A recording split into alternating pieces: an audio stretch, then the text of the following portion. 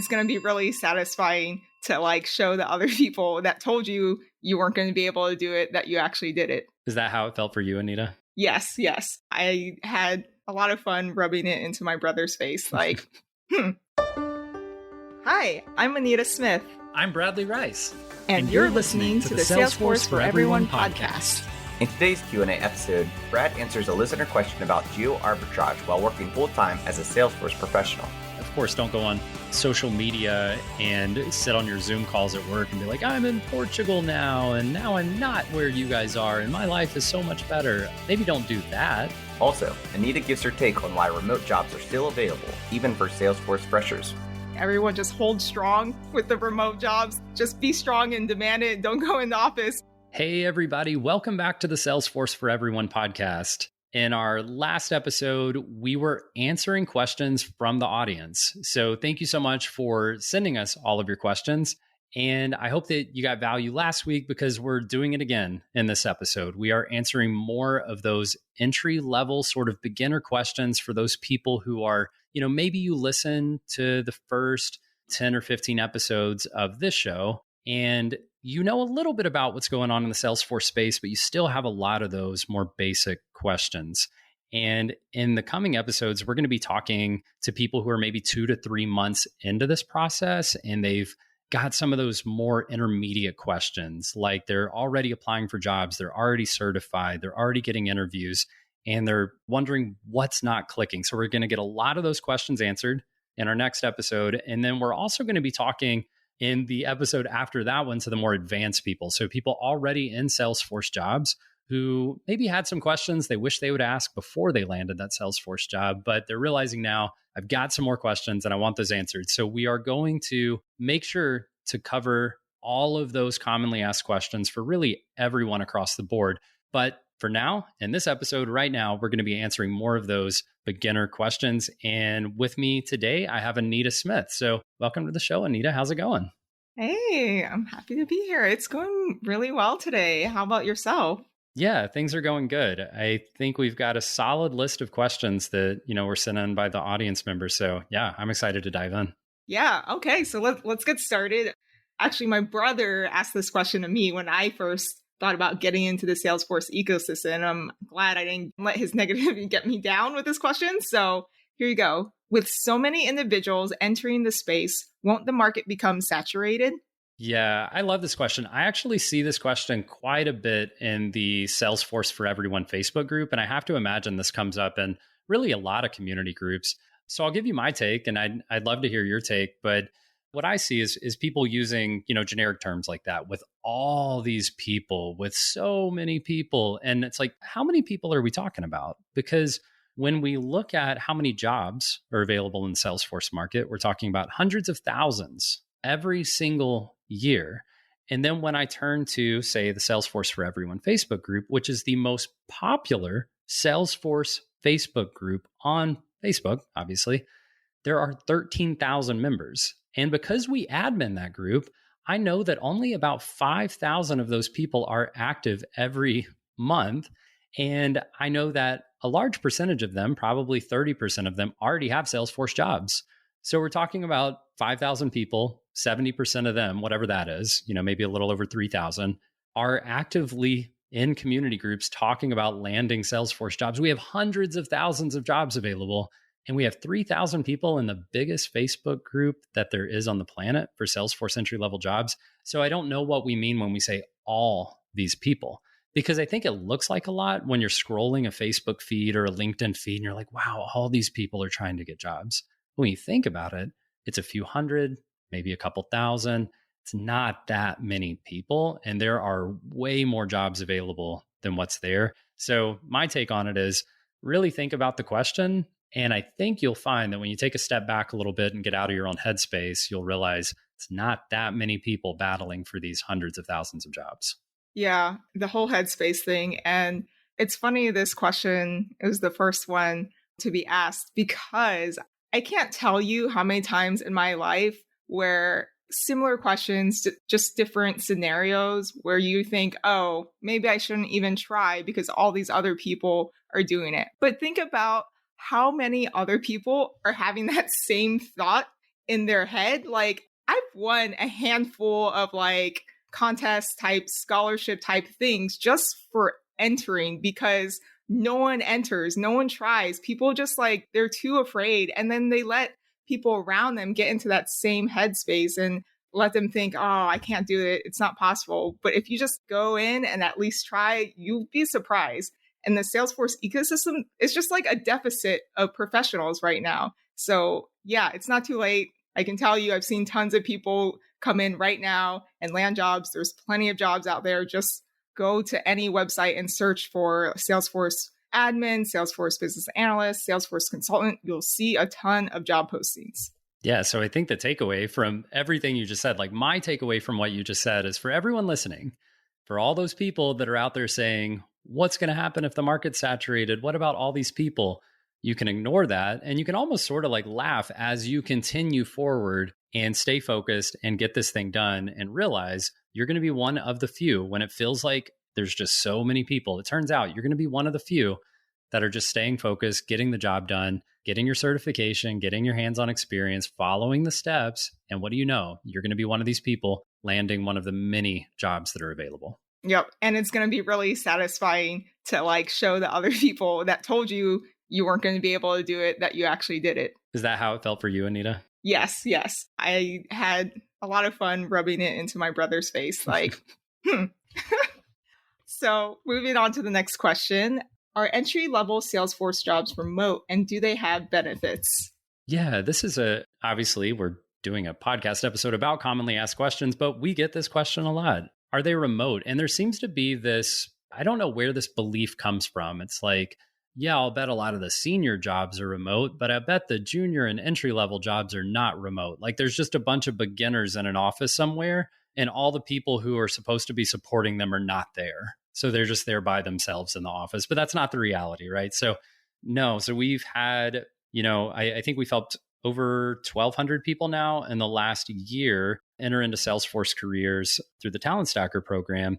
And out of those, I don't think we have more than 10. I mean, let's say 15 to be conservative, 15 that even have a flexible, remote on-site, off-site. I think we might have had one or two people that were fully on-site, and that's because they wanted to be. They were looking for jobs where they could be on-site because they wanted the on-site culture.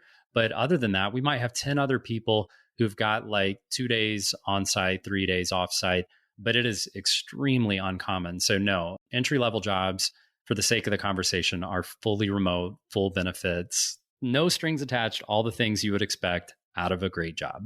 Yeah, and I know one of those two people you're talking about, and I remember they actually struggled trying to find in-office full-time job because they didn't want to work remote. They actually had a harder time finding a job. And let me repeat this, okay? This is a real legitimate job. It's not an MLM. It's like a normal job. You can work for a like well-known company that uses Salesforce and have the same benefits as all the other employees.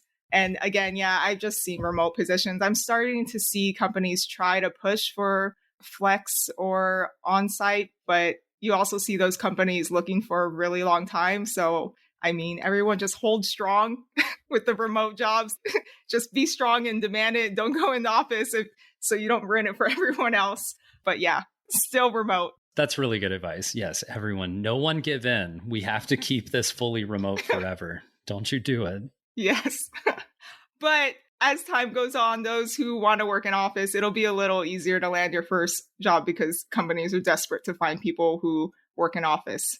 Okay, so yeah, going again on the remote roles topic, are there pay differences based on location for the remote roles? Yeah, sometimes there are. And so to sort of shed a little bit of light on the question, are there pay differences based on your location, even though the role is remote? So it's sort of a counterintuitive thought, but once you get into it, you realize that there is a bit of a reality here, right? So it's a remote job, but you still live somewhere. And if a business, for instance, I'm going to pick on San Francisco because it's known as a very high cost of living area. So in the in-office world, if you lived in San Francisco doing a job, it would pay, say, twice as much as if you lived somewhere in the East Coast, like rural Georgia, doing the same job. It would pay more because of the cost of living in that area.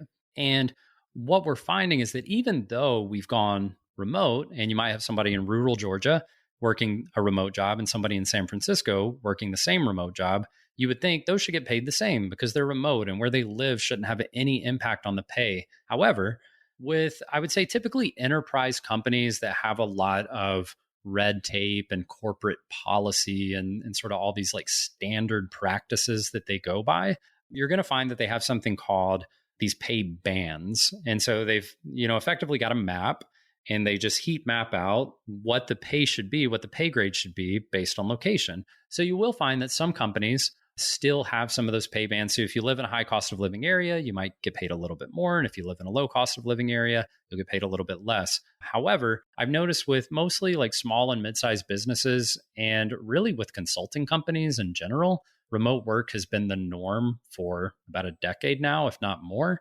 So they don't typically have those pay bands. And you'll notice that it's more based on your experience, your certifications, and the particular job roles and responsibility that you have. So that's my perspective. What are your thoughts, Anita? I have a question. So those old school traditional companies that pay based on where you're located, what happens if you happen to live at one of those higher cost of living cities like New York and San Francisco, get the job, and then move to a lower cost of living city within like a month or a few months? Yeah. So I'll say this is not my advice, but this would be a strategy that would absolutely work. So all you really need to do is establish an address in that area, right? So when you get the job, have an address in that area. And when you move, you need to maintain that address. I would say that's the best way to handle it. If you wanted it to be super clean, no notification to HR, or finance to update your address for tax forms to be sent to you in the mail, that kind of thing. So I would just get a virtual address in the state or the area that your residency is in. Just get a virtual address and do that. But on the other hand, unless they're crazy rigid and, today you live in New York City and then a couple of months later you don't, I don't know. That would be means for me to start looking for another job if a company was reaching out saying, hey, we noticed you moved and now we're going to lower your pay. Like, I would legitimately be looking for another job if they were valuing me based on where I'm living. I kind of like that. It opens up my mind to, I've been seeing a lot of places internationally where they're really popular with expats. Portugal is one of the hot spots to go. And then the time zones kind of work with US times. Have you seen anyone do this? I mean, like, how would you go about doing that? Still like the same strategy, or you got to think about it a little bit differently? I think the same thing would apply, in my opinion, as long as you're maintaining US residency, right? Like, you don't want to get yourself or the company in trouble if you're like literally not a US resident anymore.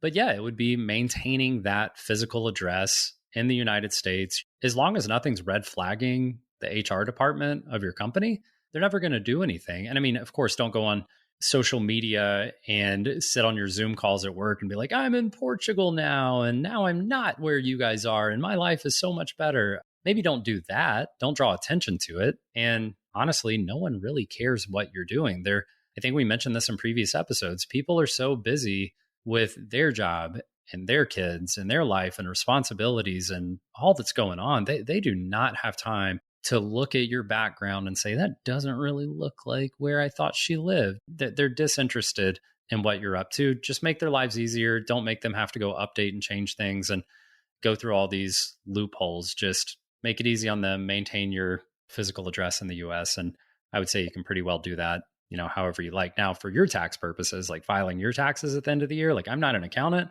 but if you get audited by the IRS based on what countries you're paying taxes in, like, I would say still pay your taxes based on your residency in the United States to avoid any kind of tax situations, if that makes sense.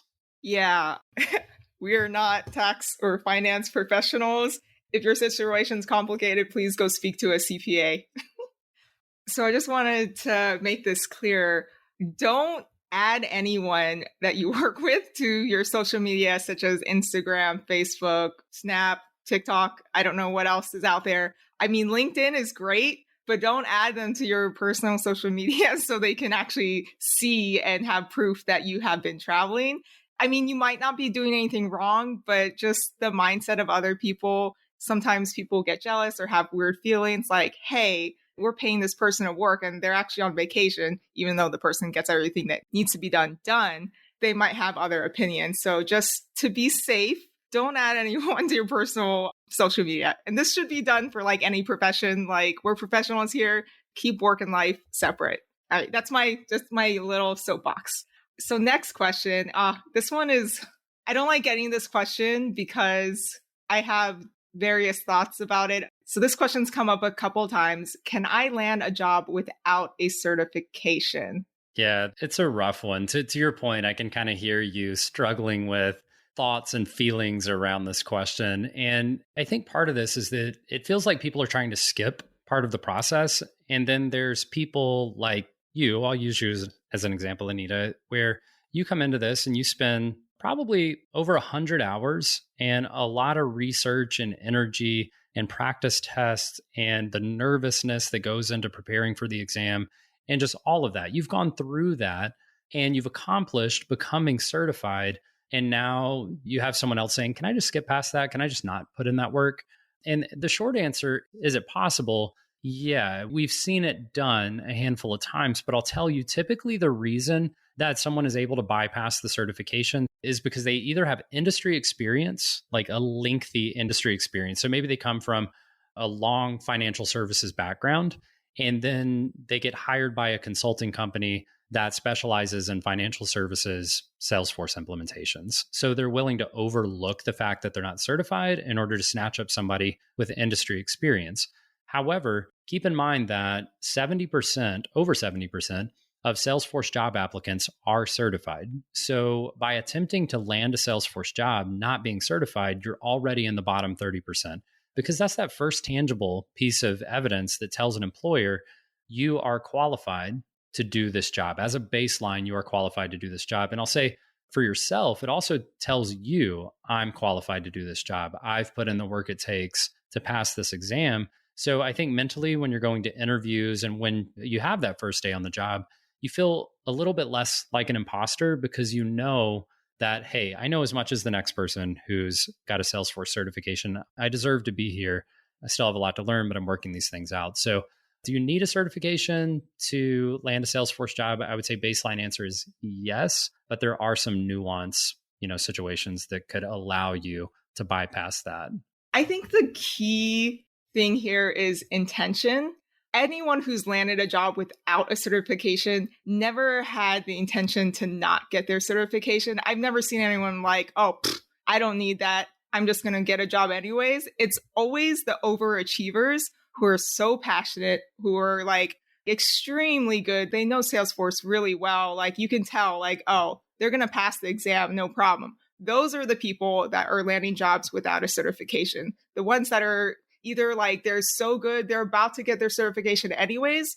You just know like they'll be able to handle the job. It's not anyone trying to like take the fast route, take a shortcut to landing a job. Those aren't the people that are landing jobs without certifications. And when it does happen, it is rare. It doesn't happen very often. So just get that thought out of your head. Go for the certification. Yeah, 100% agree. It's all about intention. I think you nailed it. All right. Next question is, what are the names of the most common entry-level roles? I feel like this keeps changing. I feel like there's more and more roles that keep being added. Yeah, I'll keep it to the basic ones, and then you can chime in on that too. But the typical entry-level roles you're looking for are Salesforce administrator, Salesforce business analyst, and then I would say something like a junior or apprentice consultant is effectively what you're looking for. Those are going to be the main role names. Like if you're on Indeed or LinkedIn Jobs and you're searching for job postings, that's typically what you're going to be searching for. A lot of people might argue, well, what about entry developer, like junior developer? And I would say the reason that is off of my list is because for most people who are not coming from a tech background, transitioning into a developer role for your first role is going to be a pretty big weight to lift. Like that's a lot for a transition. So I would say for most people, probably truly 99% plus, you're looking at business analyst, administrator, and something along the lines of junior consultant. So yeah, those are my thoughts. What do you think, Anita?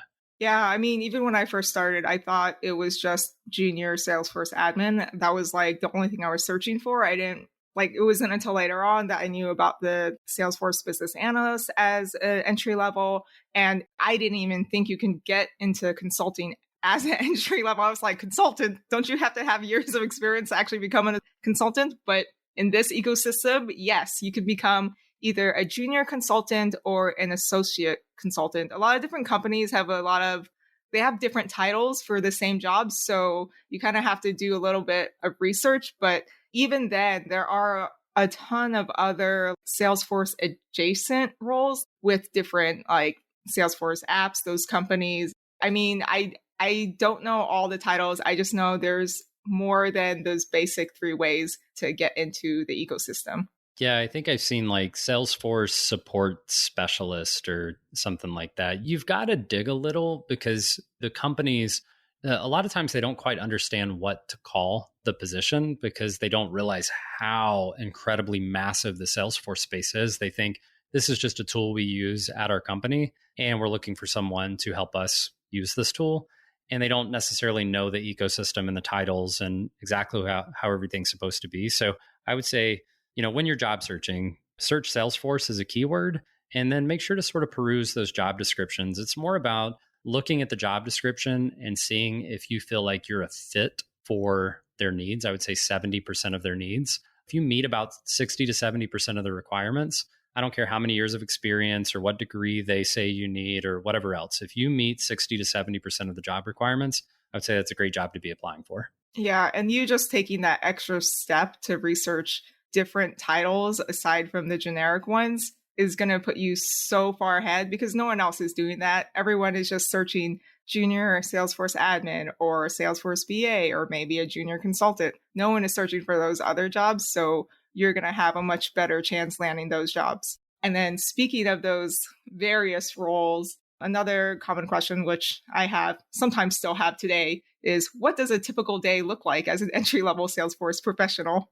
Yeah, I think this is different for everyone, right? Because we have to keep in mind that different companies use Salesforce differently. Different companies have completely different company culture, the way they communicate at work, the way that they get work done, the way that they handle projects, how fast paced they're expecting employees to be. It all depends on a lot of things, right? So I think the best we can do is talk about what we've seen and experienced and that's our perspective. But of course, different people can have different experiences that they've had. So for the most part, you are supporting, I'll say as an internal Salesforce professional. So not at a consulting firm, but internally at a company.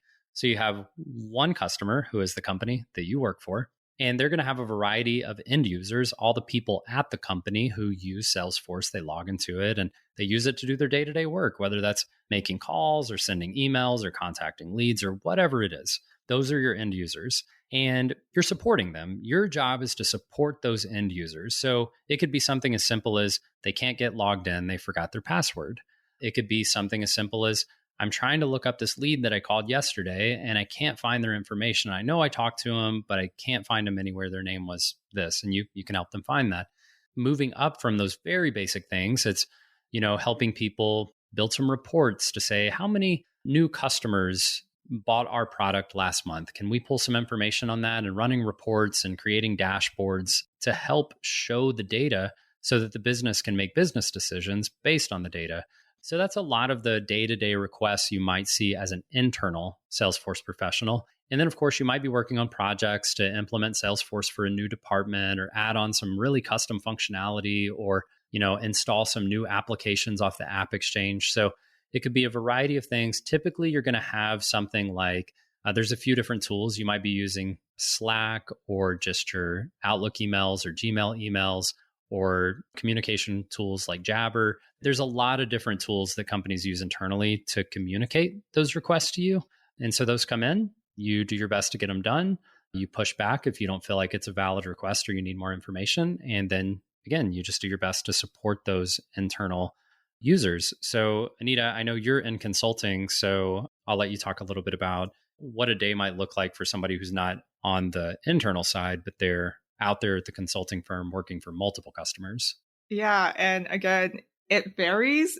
Everyone has a different experience. I mean, even in the same consultancy, I've spoken to people who work for the same company, has the same title, but like completely different experience. So consulting world, typically you're working on multiple projects at the same time with multiple clients. But again, it just depends on the type of project. If it's like a managed services project where you're kind of like their resourced help for like normal support stuff, or if you're actually doing a big implementation and like doing a lot of customization or changes in their Salesforce org or building it from the ground up. So there's that part. My personal experience, I feel like, is a little different than most people who go into consulting. Let's see, my very first project lasted over a year, which is not normal in the consulting world. Consulting world, it's usually under a year, maybe like 6 months, really depends. And I was with one client the whole time for 40 hours a week.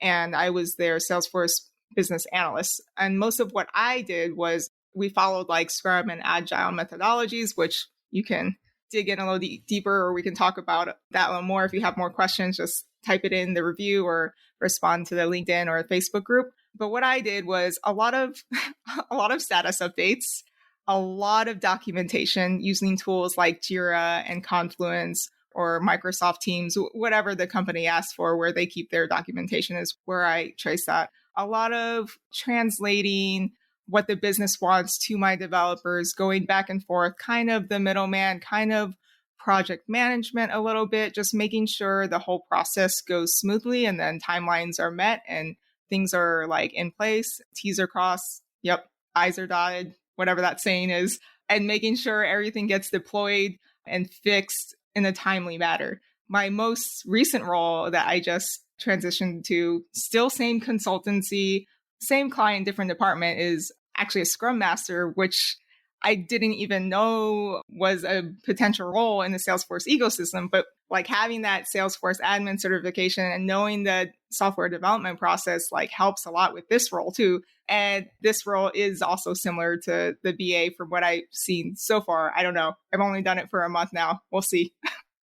But yeah, again, the roles, they all kind of like mix together. I talk to a lot of people in the industry who are like solo admins or admins for big teams or consultants or BAs. And I always see like, I'm like, is it all the same job? Just like different titles because it's a different company? Because there's bits and pieces of every role that I see repeats over and over again.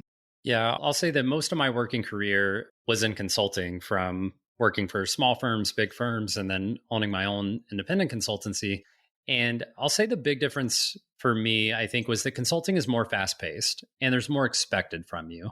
That doesn't mean I would shy away from it as an entry level job. And a lot of people think, to your point, none of the entry level jobs are going to be consulting jobs. Like those are going to be like in-house, but it's not true. Most of the entry level jobs are consulting jobs. And you do have more support when you work for a consultancy because you're surrounded by other people who are Salesforce professionals also. So typically you're going to be, to your point, an associate consultant or a junior consultant, and they're going to be mid-level consultants, project managers, senior consultants. You're going to have so much support. Now, that doesn't mean they're going to hold your hand and wait on you hand and foot, but it does mean if you've got a real question and you've put in the effort to try to figure it out, you're going to get some help. So I would say internal versus consulting for those jobs. I would just say consulting is going to be more fast-paced. You're going to learn a lot faster. You're probably going to end up getting certified for those, second, third, fourth, fifth certifications much faster. And you're going to get a large variety of experience, and it's going to build you as a professional. Internal roles might be a little more chill, but again, depends on the company. Yeah, there's this one analogy. I'm not really sure where I first heard about it, but it's like river versus lake. So like a shallow lake, which I compare with consultants, a little bit about a lot of different things. And then like a deep river is more of like a solo internal admin where you know a lot about one specific thing for that company. Hope that makes sense. But the number one thing I always try to follow as a Salesforce professional in general is 1, figure out the current processes, 2, find all the gaps, all the pain points, and then 3, figure out a way to fix it or make people's lives easier. If you could do that, you can be successful in any job. In a nutshell, what you do as a Salesforce professional is you make the life of the people who use Salesforce at the company easier. That is what you do. Yeah. All right, so that wraps up the questions we had for this episode. I mean, I think in these last two episodes of answering those more basic, fundamental questions, we have covered a lot of territory. And if you haven't already, maybe you're dropping into the podcast and you're hearing maybe some of the stories from the guests that we had on, or some of these Q&A sessions that we're doing right now. If you haven't listened to episodes 1 through 8, that's all about how to land a Salesforce job. So make sure you go back and listen episode 1 through 8. That is going to cover everything you need to know about why Salesforce jobs are so in demand through actually landing a Salesforce job successfully. So yeah, check those out. If you are getting value from this podcast, please be sure to subscribe and leave us a review. It would mean the world, especially, getting a startup podcast off the ground. We rely on those reviews, and that helps the podcast platforms know that you are getting value. So in our next episode, we are going to be moving out of these more basic fundamental questions, and we're going to be moving into intermediate questions for people who are a little bit further down the path. Maybe you already have your first certification. Maybe you're already applying for jobs. Maybe you're already even interviewing for jobs, and you're trying to figure out how to make everything connect and actually get across the finish line and land that job. Those are the types of questions we're going to be answering on the next episode. So if that sounds interesting to you, make sure to listen in. And if you haven't already, make sure to head over to talentstacker.com/start and try out the free 5-day challenge. That's where we're going to walk you through getting started on Trailhead, updating your LinkedIn profile, getting hands-on experience, and understanding everything you're up against when you're landing this first Salesforce job. Bye.